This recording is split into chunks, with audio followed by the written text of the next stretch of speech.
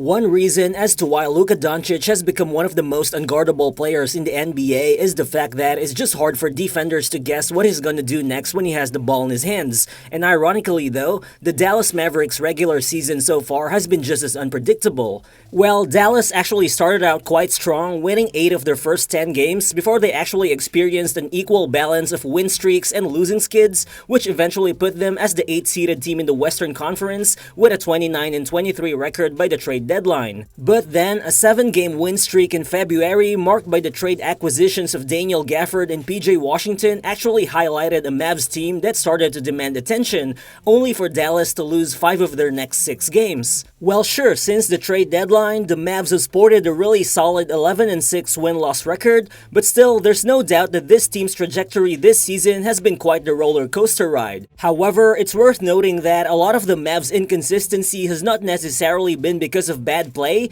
but has mostly stemmed from waves of injuries to key players. 5 members of the team's rotation, including second star Kyrie Irving, electric rookie Dereck Lively, athletic wing Josh Green, two-way stretch big Maxi Kleber, and X-Factor Dante Exum, have all missed significant chunks of time during various points of the season, which has led coach Jason Kidd to shuffle his deck as much as any coach in the NBA. As up to this point, the Mavs have had 32 different starting lineups this season, which is the 3rd most in the entire league, only behind cellar-dwelling teams like Memphis and Portland. The Mavs' rotations have been so inconsistent to the point that the team's most frequently used starting lineup this season still features Grant Williams, who the team actually traded a month ago. Even the 5-man lineup that coach Jason Kidd told reporters on Christmas that he wanted to start when everyone got healthy, which includes Luka, Kyrie, Dereck Lively, Dante Exum, and Derrick Jones, have only played a grand total of 28 minutes in 7 games together all season. But going beyond all those things, this is still a different kind of Dallas team than we've seen the past couple of seasons,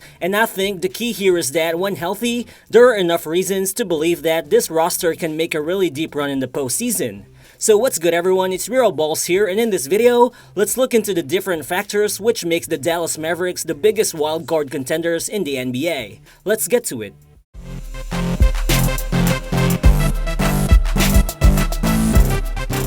First of all, the reason why the Mavs are still in solid playoff position right now amid all the injuries, of course, is Luka Doncic. Luka has appeared in all but 9 games this season while playing 37.4 minutes per game, which is the 3rd most minutes played in the NBA this season, only behind DeMar DeRozan and Mikal Bridges. And Luka's been doing that while also playing at a level that few players in history has ever reached. Looking at it, Doncic currently ranks 2nd in the NBA in scoring while shooting 37.6% from deep and almost 79% from the free throw line, which are both career highs. Unsurprisingly, Luka also currently ranks 3rd in both assists per game and points created off assist, and considering how many of his best passes wind up resulting in misses, that number actually undersells how remarkable Luka's playmaking has actually been. And to top it all off, by the reckoning of a number of publicly available advanced statistics such as the estimated plus-minus, Bucks plus-minus, and PER, Doncic also currently ranks as either the 2nd,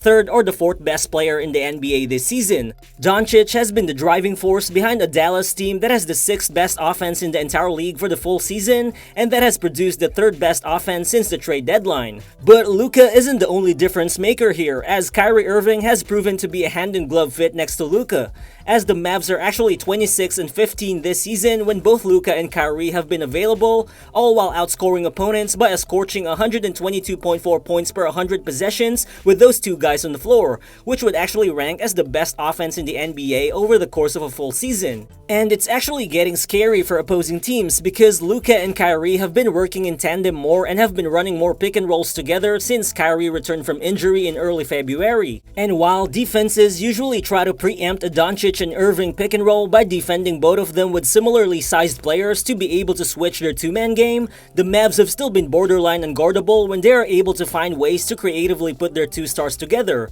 which I think is most evident when the Mavs' big men are involved in a play. Just like here, you can see Kyrie with the ball being guarded by a solid defender in Jalen Williams, while Luka off the ball is guarded by OKC's best perimeter guy in Lu Dort. But this action becomes hard to defend as Daniel Gafford sets the high screen for Kyrie, with Luka actually setting a back pick here on Chet Holmgren, who's Gafford's defender. Right here for a split second, Lu Dort lingers in the paint to help on Gafford, which frees up Luka and gives him time to flare out to the three-point line as he hits the shot over Dort's late contest. Then in this next play, Luka starts the offense, but he still actually lets Kyrie cook. Luka sets the screen while Dereck Lively also seemingly gets ready to set a second screen, but then Kyrie rejects the pick from Luka and decides to attack Blake Wesley. Right here, the presence of Lively also prohibits Wembanyama from fully committing on the paint, so Kyrie takes advantage of this by going all the way to the rim with the one-handed finish against the late help. Kyrie Irving alone, on the other hand, has also been integral on introducing some added chaos into what's long been a methodical and slow-paced Mavericks attack,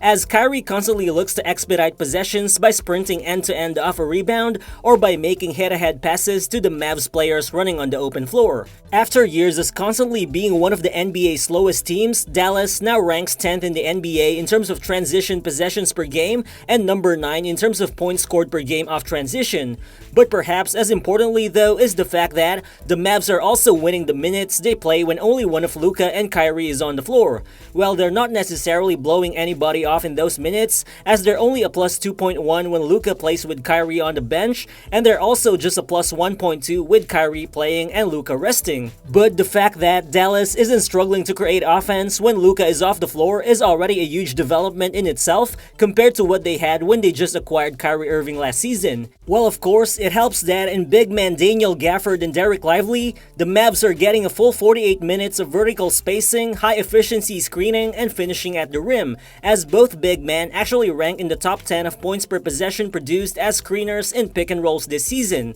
But also, more importantly, reflective of their size and interior presence is the fact that both Gafford and Lively also rank in the top 30 of defensive field goal percentage allowed at the rim this season among all high-volume defenders. These two big men, together with a long and athletic Dallas perimeter group and a more visibly engaged defender in Luka Doncic, have been key to the Mavs ranking 11th in the NBA in terms of opponent effective field goal percentage since the trade deadline. And basically, having that kind of top 15 defense recently paired with an already elite offense could easily be a sign of playoff legitimacy for Dallas, especially when they also have guys like Dante Exum, Josh Green, Derrick Jones, PJ Washington, and Jaden Hardy, who are not only athletic defenders who are capable of guarding multiple positions, but who are also adept at making connective passes, finishing on the move, and knocking down spot-up three-pointers. Well, Dante Exum and Derrick Jones Jr. in particular, two of the team's free agent signings this offseason, have been huge revelations so far, as those guys have two of Dallas's 3 best on and off splits when Luka Doncic has been on the bench this season. More importantly, the two-way play of Exum and Jones has helped mitigate the declining effectiveness of veteran wing Tim Hardaway Jr., who after initially looking like a 6th Man of the Year candidate, has actually been in a shooting slump the past 6 weeks. But then, Dallas still has big man Maxi Kleber, who's a small ball 5 who can also slide to power forward and provide solid defense both on the paint and the perimeter. Kleber's reputation as a floor spacer and his chemistry with Luka Doncic will always cause defenders to hesitate on making rotations, even though Kleber isn't necessarily making shots all the time, as he shot only 23% from deep and just above 29% from the field since the trade deadline. Also, another thing to look forward to here is Kleber's developing partnership with new addition PJ Washington, as they've formed a small ball frontcourt that's been outscoring opponents by 11.6 points per 100 possessions in their first 129 minutes together on the floor.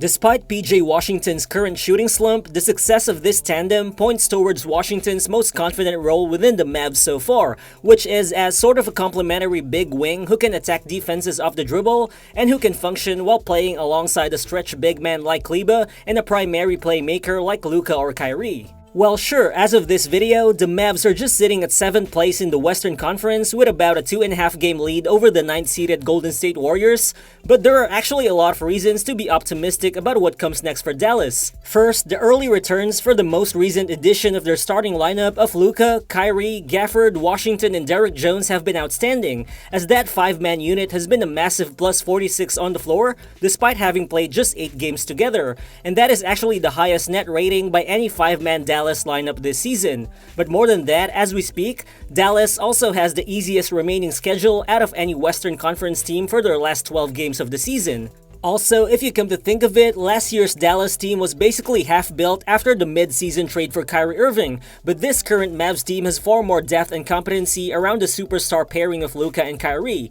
In fact, this season, Dallas has a superb 22-5 win-loss record against teams below 500, which means they're winning games they're supposed to. And although they're just 18-24 against teams with a winning record, I think it still conveys a good chance for Dallas to win any matchup in the postseason, given all the injuries and the roster changes they've had to endure. But most importantly, Luka Doncic was able to lead the Mavericks to an unexpected run in the Western Conference Finals back in 2022, even with a roster that was ultimately too limited. But with what they have this season, it seems like the Mavs have their most dynamic team assembled yet around Luka. And I think if this current roster is yet again rewarded with a successful postseason run, even if they fail to make the NBA Finals, this could mean that this Dallas team just might need one or two more tweaks before they get to accomplish the goal of winning a championship during the Luka Doncic era.